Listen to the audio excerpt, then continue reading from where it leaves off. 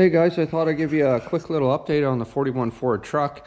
So if you're new to the channel, this rolled through the door here several weeks ago, and the customer had two concerns with it. One was a ride height issue in the front. The other thing was the brakes weren't working very well. So basically the ride height issue, I'll give you the short version of this thing.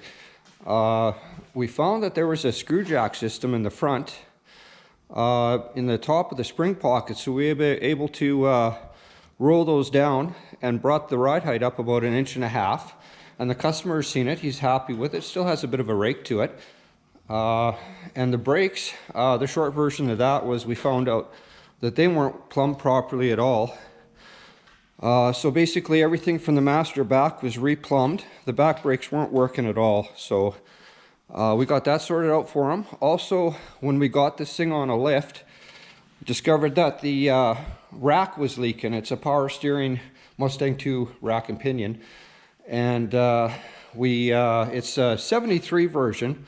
Took us a little while to track that down. Took a couple weeks to get it, but we did find one and get it installed in the truck, so that's all working good.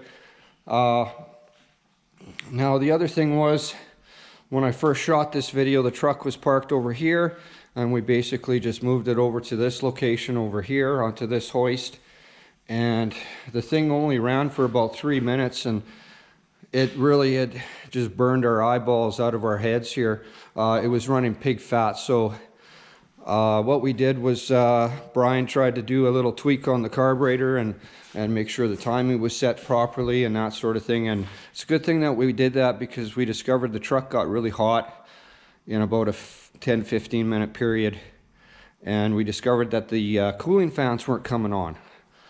So he diagnosed that a little further, and we found an absolute rat nest with the wiring inside the cab here. Now, everything's really hidden quite well, but under these panels was just a complete mess, and I don't know what they did with all the wiring, but it was just a complete box full of wiring that was all balled up inside there. And they actually had household Moretts making all the connections. There was like 50 of them in there.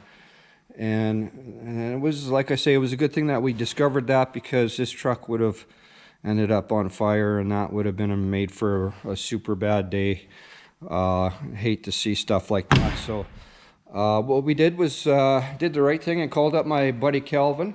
Calvin shows up in other videos on my channel. He has a mobile business called the Old Car Doctor, and he does everything with old cars. But he specializes in wiring, so we got him over here, and it took him about 3.5 days to actually sort this out.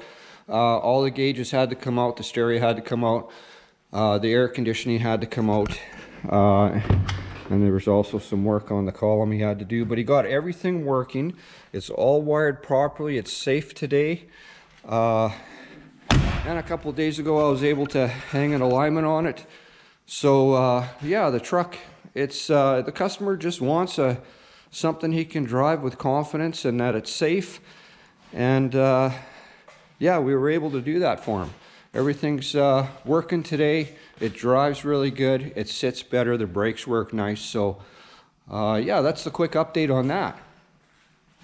So if anybody was curious where we ended up with this, it's ready to go back to the customer now, and he'll have confidence in driving it. There might be a little bit of a tuning issue yet, but I'm going to suspect that, you know, this truck sat for several months over the winter, and it's going to be full of old gas as well. So we'll get the customer to drive it, and a lot of that should largely, you know, sort itself out once he gets some fresh fuel in it.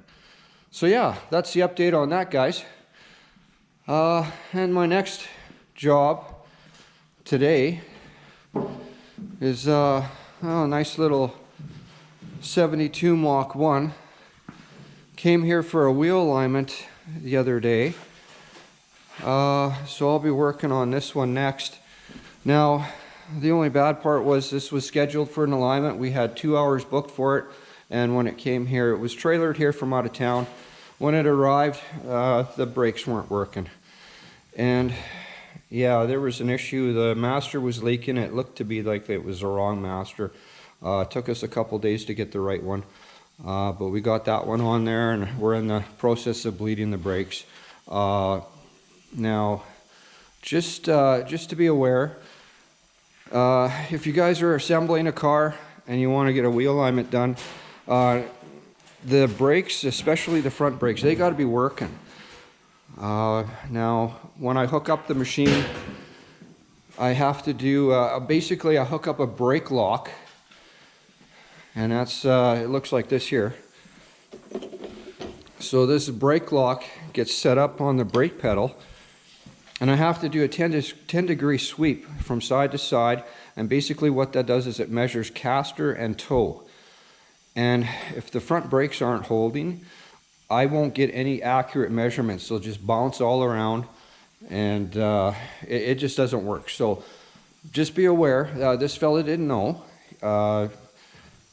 You have to have those brakes working properly in order for a wheel alignment to be performed. It's really important. Otherwise, the numbers just jump all over the place, and I can't get any accurate readings on the thing at all. So anyway, a nice little car. So this is my next job. That's it, guys. Just thought I'd give you an update on the little Ford truck. It's ready to go back to the customer. He's happy, and it's safe. And this will be the next job I'm going to be working on here today. So anyway, thanks for watching. Stay safe, and we'll see you soon.